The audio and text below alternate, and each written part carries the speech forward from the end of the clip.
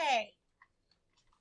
So we haven't talked a whole lot about text features yet, but nonfiction books have a lot of cool things in books, nonfiction books, that help you understand the topic better. Because remember, most of the time, nonfiction books are the author is teaching us something. They're informing us about something. They're giving us facts about something. So they got all these special little tools they put in the book to help us understand it better. So one of the things that they put in a book is a picture. And then underneath the picture is a sentence or two that tells me what the picture's about. And we call those captions. Okay? And then headings. We've talked a lot about headings. Tell what that part of the text is about. So the heading might be at the top, and that page or a couple pages will be about what that heading says. And then lots of times there's also a fact box. It's a feature that tells special information about a topic. So today when we read through Wilma Rudolph, we're going to talk about all the different text features that help explain the ideas and help us learn information. So we're going to look at those text features. Now we learned a couple of vocabulary. One text feature you might see sometimes in a nonfiction book is some of the words are in bold. And those are usually words that the author wants you to learn, because they might not be words that a second grader would already know. So let's look at some of the words we're going to see in bold or highlighted. Rare, say the word. Rare. Rare means it's not very common, doesn't happen often. So this is a rare crocodile or alligator and a tiger. That means there's not many of them. It doesn't happen very often that they're white. Relay, say relay. Relay. Relay is a race where each person does their part. So this girl handed the baton to this girl, and now it's her turn to run. And that's what Wilma Rudolph did. She did relay races. That's the first time she ran. She did a relay. Honored. Say the word. Honored is when you are recognized for your accomplishments. Remember I said Wilma Rudolph was honored and given lots of awards. Success. Say the word. Success. Success is when you try and you finally accomplish what you are trying to do. That's called success. So Wilma Rudolph had lots of successes in her life. She couldn't walk. Well, she succeeded in walking. She wanted to earn gold medals. She succeeded in that. She had success in that. Politics. Say the word. Politics. Politics. Politics is the business or work done by people in the government. Advice. Say advice. Advice. Well, advice is when you tell someone what you think that you would do or what they should do. Earned. Say it. Earned is when you work hard for something. So this girl is earning money for lemonade. Wilma earned gold medals for her hard work in running. Equal, say the word. Equal. Equal is a term we use in math. It means the same size or the same. So this piece of pizza is cut into equal pieces. Okay, so let's go to our story, Wilma Rudolph, on page, I think it's 40. Yep. Oh, look, I opened it right up. Remember, this is a biography. A biography is a nonfiction book about a real person's life. A story about a real person. So this is called a biography. Now, point to one of the headings on these two pages. Point to a heading. A heading tells me what it's about. There's two headings. What's one of them? Chase? Little Wilma. This is a heading. Look, it's even in blue and it's in bigger words. What's the other heading, Xavier? Polio, right here. So this tells me this page is about little Wilma when she was little. This page is about her having polio. Wilma Rudolph was born on June 23rd, 1940 in Tennessee. She was born early. She only weighed 4.5 pounds. She was often sick because she was so small. So let's look at this picture. This is a picture. Now this isn't a photograph, but it's a drawing of this United States. And it helps me know where Tennessee is. Look, Tennessee is its own color, and they've also labeled it. Labeling is also a text feature we didn't talk about, but it is a text feature. So they labeled this state. So it lets me know where she was born. So I know I'm from Texas. So I can see that Tennessee is not too far from Texas. It's in the south still. But Do you think Little Wilma's a good heading for this? Yeah, it's all about when she was young. It's information that tells about Wilma as a baby. All right, polio. At age 4, Wilma was very sick. She got better, but her mother was still worried. Something was wrong with her left leg and foot. The doctor said Wilma had polio. Look right here in these parentheses. Sometimes authors in these kind of stories, when it's a hard word that you may never got to before, will tell you how to say it. Look at it. Po-li-o. This tells me how to say polio. Pretty cool. The doctor said Wilma would never walk. Wilma could not walk for 2 years. Her brothers and sisters helped her by exercising her left foot and leg. Wilma wore a brace on her leg. She could not play games and sports at school. She watched the other kids play. She wanted to be like them. Point to a photograph on this page. How many photographs are on this page? Isaiah? 2. What is the first one? What does its caption say, Isaiah? Some children with polio learn to walk with braces and crutches. Very good. So this is a caption. Remember, a caption is usually under a picture. Sometimes it's on the top or to the side, but it tells me what the picture is about. Someone read the other caption for me. Someone read the other. Wyatt, read it for me.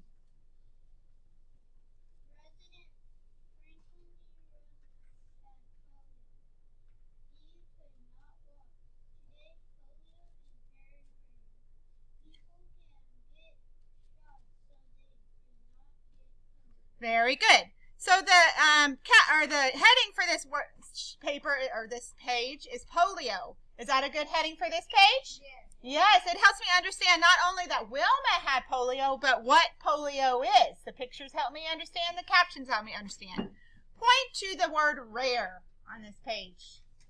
That's one of our vocabulary words. There it is. They highlighted it. Some nonfiction texts will make it bold, make it dark black. But in these books, we highlight rare. And in this book, rare or any of the other vocabulary words, remember, are in the back of the book in the glossary. We're going to use the glossary in a minute to write down definitions. Okay, let's go to the next page. The Olympics. That's my heading right there. Now, is there a heading on this page? Yes. No, there's not a heading. So that tells me both of these pages. Let's see if the next one has a heading. Miss Jody, you skipped a page. Did I? Okay, we'll go back. This one does have a heading, so that means that ends. Let's go back a page since I skipped. All right. Now, this one only has one heading. This one on this page, this tells me both of these pages are about sports. Wilma worked hard to get stronger. By age 12, she did not use a crutch or brace. Wilma was happy to play sports. Her brothers built a basketball hoop in their backyard. They taught Wilma how to play. Wilma wanted to play basketball in high school.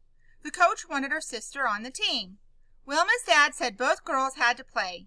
The coach agreed. Wilma became a star player. Ed Temple was a college track coach. He saw Wilma play basketball. He thought Wilma could be a track star. He let Wilma practice with his college track team. Wilma practiced hard. She wanted to get better. At first, Wilma was not a fast runner. Coach Temple showed her some special tricks to run fast. Now, we learned in the text features that there's a fact box. Look here. Do you think that might be a fact box? It's a box, and it says fun fact. So, yes, that is a fact box. Wilma scored the most points in a state basketball championship. Then I have 2 photos. Those are different text features with captions under each. Wilma's high school picture, Coach Ed Temple. Turn the page. Now I'm on the right page. Okay, so here's my heading, the Olympics. So that tells me that these 2 pages are about the Olympics because there's not a heading over here. Wilma's hard work paid off. At age 16, she made it to the, oh, that's a hard word. Look, he put it in the parentheses. Olympics for track and field. She won the bronze medal for the 100-meter, oh, there's one of the vocabulary words, highlighted, relay race. Here we've got 2, this is just a photo. It doesn't have a caption, it's just a photo. But this one has a caption, Wilma and teammates trained for the 1960 Olympics. Wilma training for a race. Wilma and President John F. Kennedy. Wilma and a parade. No one thought Wilma's team would win a medal in the 1956 Olympics. Wilma was proud of her bronze medal, but she wanted to win a gold medal. Wilma set goals. She worked hard for 4 years. In 1960, Wilma went to the Olympics again. She ran in 3 races. She won every one. She was the first American woman to win 3 gold medals at one Olympics. Point to the fact box on these 2 pages. Where's the fact box? Not a caption, not a heading, a fact box. Point to it. Right there. It's the box. Fun fact, Wilma was called the Tennessee Tornado and the Black Pearl. Turn the page. A true hero. There's not a caption on this side, so this 2 pages must be about her being a hero. After the 1960 Olympics, Wilma went to college. She became a teacher and a coach. Wilma won many awards, too. She was one of the first African-American women to be honored for being a good athlete. There's one of my vocabulary words, honored. Wilma's success gave many women a chance to try new things. Sadly, Wilma died young on November 12, 1994, but her amazing work will never be forgotten. There's another word, success. I have 3 photographs here. Do they all have captions? Yes, they do. This one says Wilma holding her college diploma. This one said Wilma received an award with her hero, Jesse Owens, on the right, and a display to honor Wilma in a museum in Tennessee. Point to the fact box again. Point to the fact box again. Right there. In 2004, the United States Postal Service created a stamp to honor Wilma. Now, if I didn't have any of those text features, it'd be kind of boring, wouldn't it? Would you know what Wilma looked like? No. Would you know what her coach looked like? No. You wouldn't get to see all the things. You wouldn't know that much about polio except for the words, but now I see the pictures and it helps me understand it more. So text features are very important in nonfiction books because they help me understand it better. They make it more interesting too. On the last page, this is a form of fact box. This is one big fact box that takes up the whole page. A timeline. So it doesn't really tell me any new information, but it puts it in order, and it helps me understand the order of things that happened in Wilma's life. Timelines are often found in nonfiction books that are biographies that are about people. Okay, so what I'm going to have you do is we're going to use one of the nonfiction text features in the back of our book, the glossary. The glossary. And we have 4 vocabulary words here. And we've done this before. First, you're going to put these in alphabetical order. You don't need the glossary to do that. We know how to put things in alphabetical order. 1, 2, 3, 4. Put them in order. And then, rare. I want you to tell me the definition of rare, relay, honored, and success. And I don't want you to write what you think. You have to write what's in the glossary. So let's find rare in the glossary. L-M-N-O-P-R.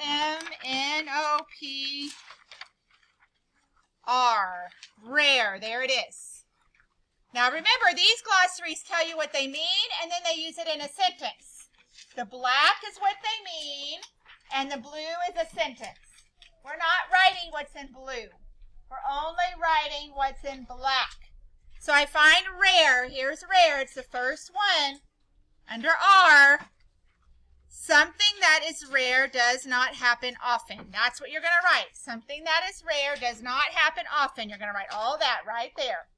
Something that is rare does not happen often. You're going to write that right there. And then relay. Well, there's no more R's here. Mrs. Doty, where's the other R's? Next page tells you the rest. And there's relay. A relay is a team race where each member runs one part of it. So I want you to do these 4 definitions using your glossary and copying them from your glossary. And up here you put them in alphabetical order.